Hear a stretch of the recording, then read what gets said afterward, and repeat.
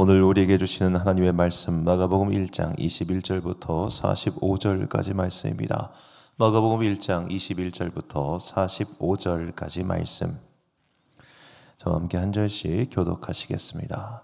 그들은 가버나움으로 들어갔다. 예수께서 안식일에 곧바로 회당에 들어가서 가르치셨는데 사람들은 그의 가르침에 놀랐다. 예수께서 율법학자들과는 달리 권위 있게 가르치셨기 때문이다. 그때 회당에 악한 귀신 들린 사람이 하나 있었는데 그가 큰 소리로 이렇게 말하였다. 나사렛 사람 예수님, 왜 우리를 간섭하려 하십니까? 우리를 없애려고 오셨습니까? 나는 당신이 누구인지 압니다. 하나님께서 보내신 거룩한 분입니다. 예수께서 그를 꾸짖어 말씀하셨다. 입을 다물고 이 사람에게서 나가라.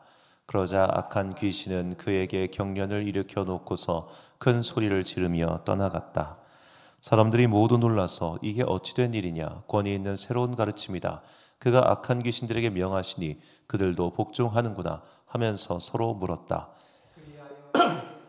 곧 갈릴리 주위의 온 지역에 두루 퍼졌다. 그들은 회당에서 나와서 곧바로 야고보와 요한과 함께 시몬과 안드레의 집으로 갔다. 마침 시몬의 장모가 열병으로 누워 있었는데 사람들은 그 사정을 예수께 말씀드렸다. 예수께서 그 여자에게 다가가셔서 그 손을 잡아 일으키시니 열병이 떠나고 그 여자는 그들의 시중을 들었다. 해가 져서 날이 저물 때에 사람들이 모든 병자와 귀신 들린 사람을 예수께로 데리고 왔다. 그리고 온 동네 사람이 문 앞에 모여들었다. 그는 온갖 병에 걸린 사람들을 고쳐주시고 많은 귀신을 내쫓으셨다. 예수께서는 귀신들이 말하는 것을 허락하지 않으셨다. 그들이 예수가 누구인지를 알았기 때문이다. 아주 이른 새벽에 예수께서 일어나서 외딴 곳으로 나가셔서 거기에서 기도하고 계셨다. 그때 시몬과 그의 일행이 예수를 찾아 나섰다. 그들은 예수를 만나자 모두 선생님을 찾고 있습니다 하고 말하였다. 예수께서 그들에게 말씀하셨다. 가까운 여러 고을로 가자. 거기에서도 내가 말씀을 선포해야 하겠다. 나는 이 일을 하러 왔다. 예수께서 온 갈릴리와 여러 회당을 두루 찾아가셔서 말씀을 전하고 귀신들을 쫓아내셨다. 나병 환자 한 사람이 예수께로 와서 그 앞에 무릎을 꿇고 간청하였다. 선생님께서 하고자 하시면 나를 깨끗하게 해주실 수 있습니다. 예수께서 그를 불쌍히 여기시고 손을 내밀어 그에게 대시고 말씀하셨다. 그렇게 해주마. 깨끗하게 되어라. 곧 나병이 그에게서 떠나고 그는 깨끗하게 되었다.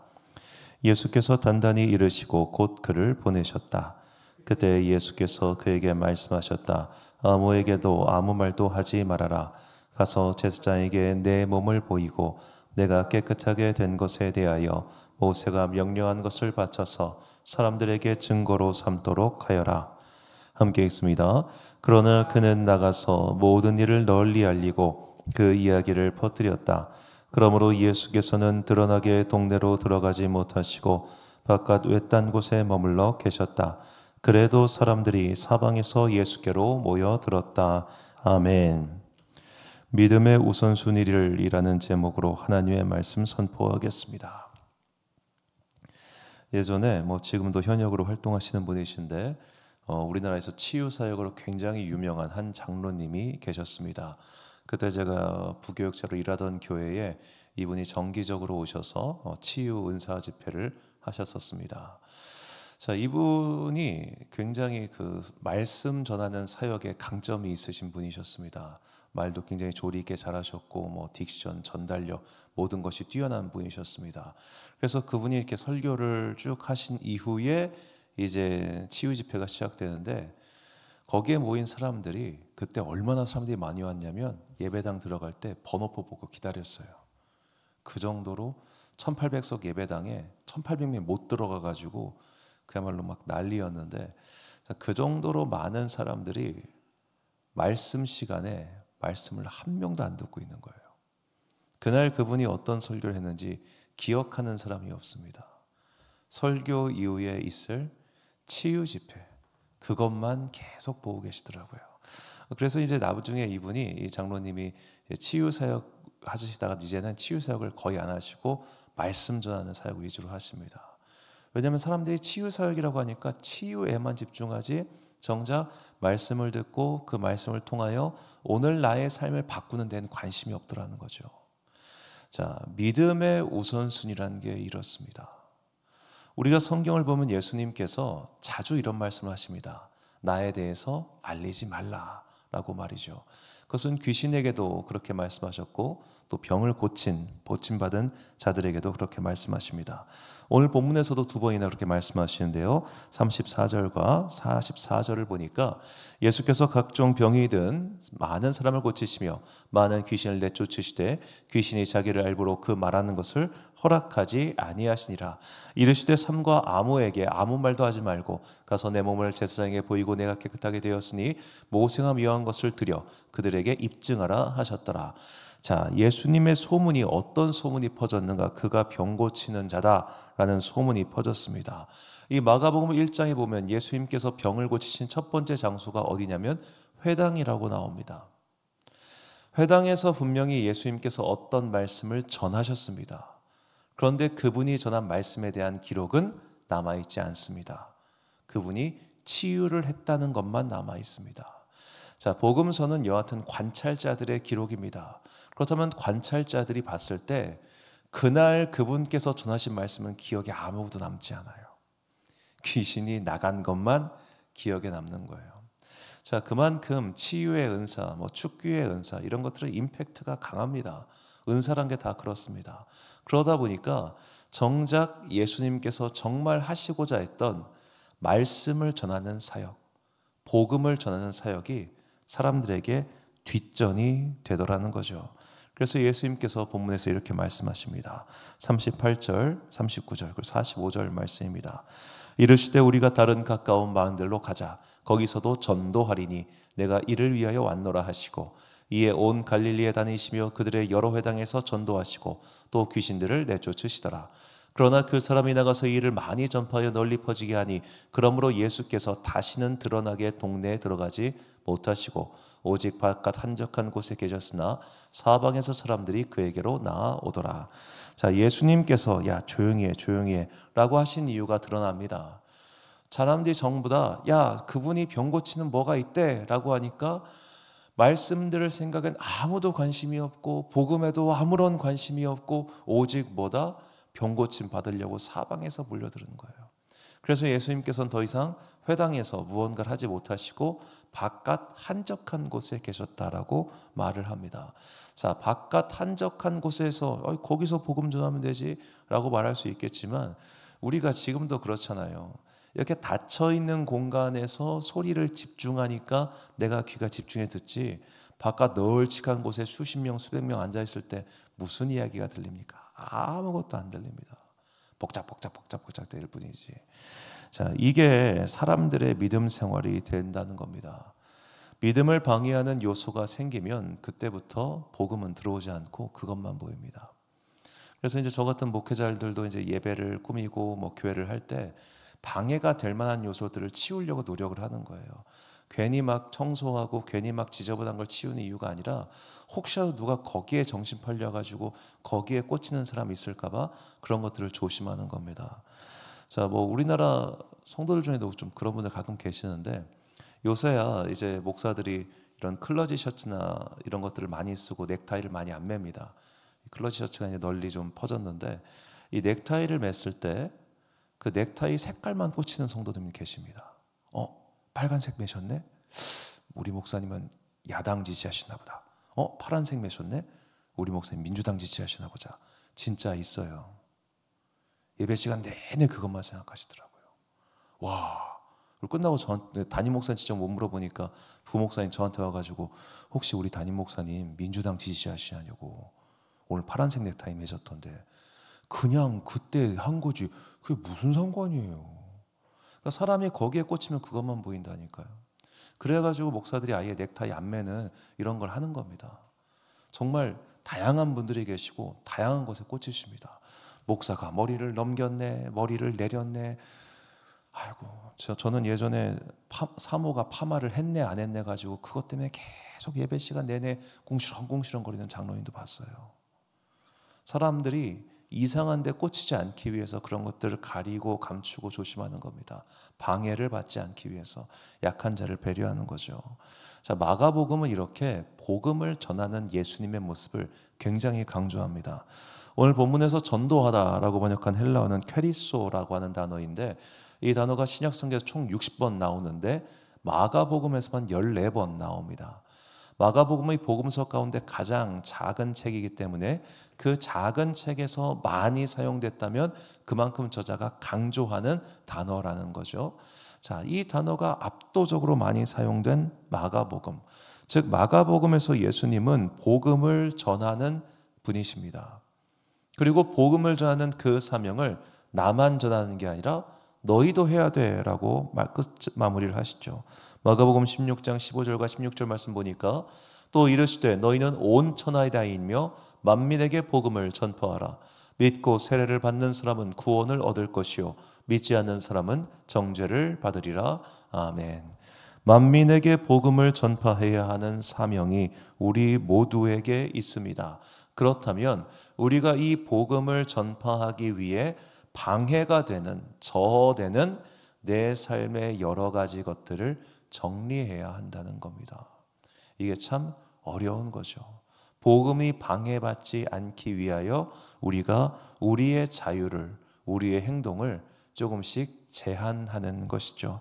사도 바울이 이렇게 말합니다. 고린도전서 9장 12절 말씀 보니까 다른 일도 너희에게 이런 권리를 가졌거든 하물며 우리일까 보냐. 그러나 우리가 이 권리를 쓰지 아니하고 범사에 참는 것은 그리스도의 복음에 아무 장애가 없게 하며 함이로다.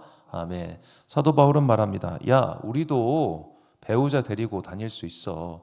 우리도 교회에서 주는 사례금으로 우리의 개인의 삶을 영위할 수 있어.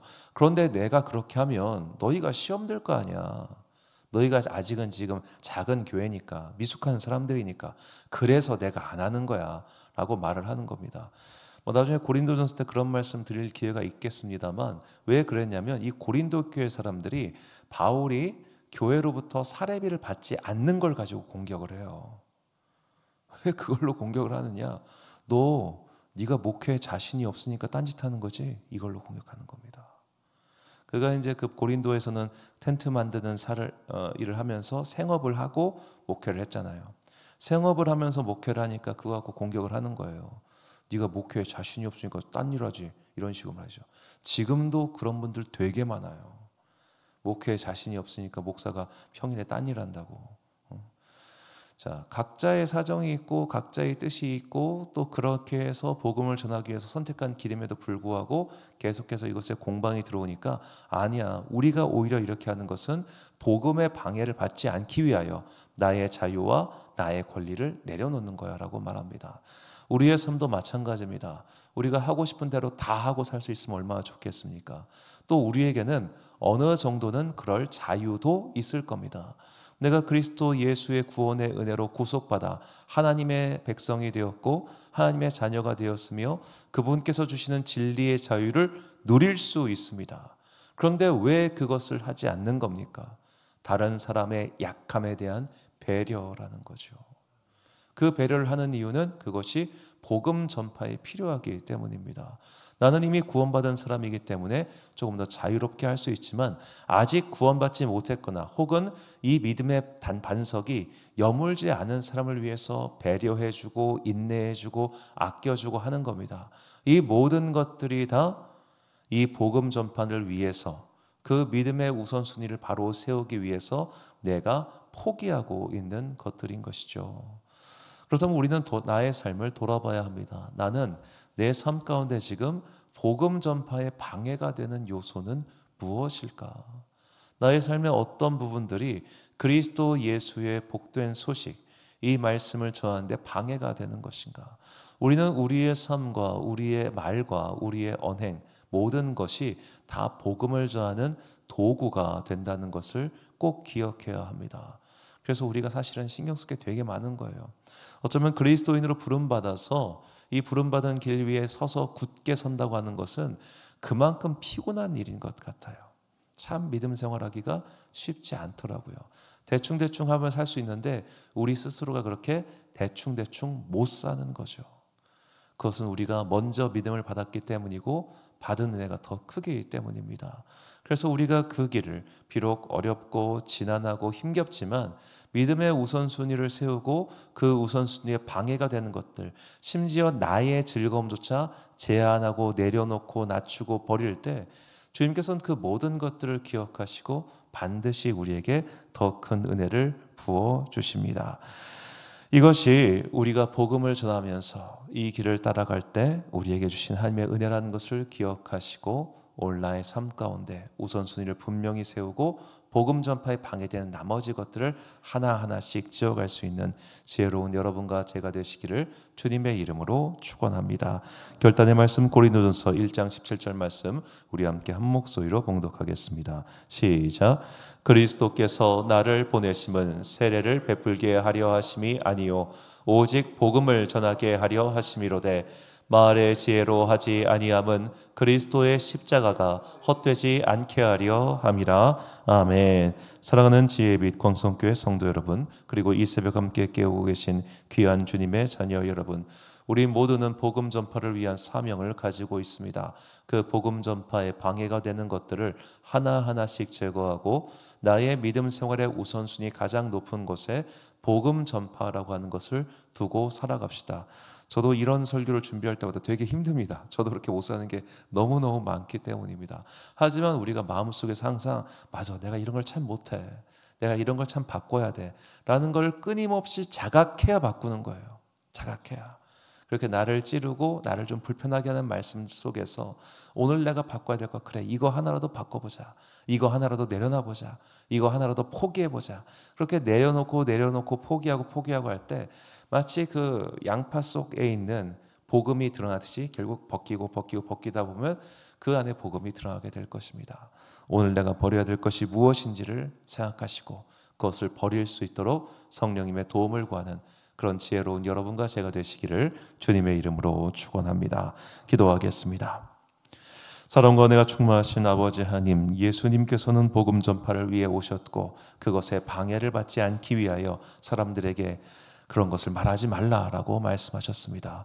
더 유명해지고 더 많은 사람이 붙으면 왠지 우리는 이게 더 유리하고 좋은 거 아닌가라고 생각할 수 있지만 예수님께서는 복음을 전하셔야 되기 때문에 그 이외의 것들은 다 방해되는 요소라 생각하시고 내려놓게 시키셨습니다. 우리가 예수님을 통하여 오늘 나의 삶을 돌아보기를 소망합니다. 나는 믿음의 우선순위를 분명히 세우고 있는지요? 자꾸만 다른 것들에게 우선순위를 두고 나의 시선과 나의 삶의 방향을 그런 것에 빼앗기고 있지는 않은지요?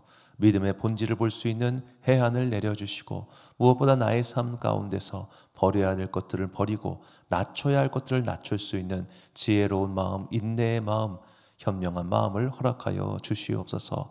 무엇보다 나의 마음의 힘으로 이런 것들을 이룰 수 없사오니 성령님 나를 도와주사 나의 마음을 온전하게 하시고 무엇보다 지혜롭게 하여 주사 버려야 될 것들, 떠나야 될 것들에서부터 즉각 떠날 수 있는 단호한 마음을 허락하여 주시옵소서.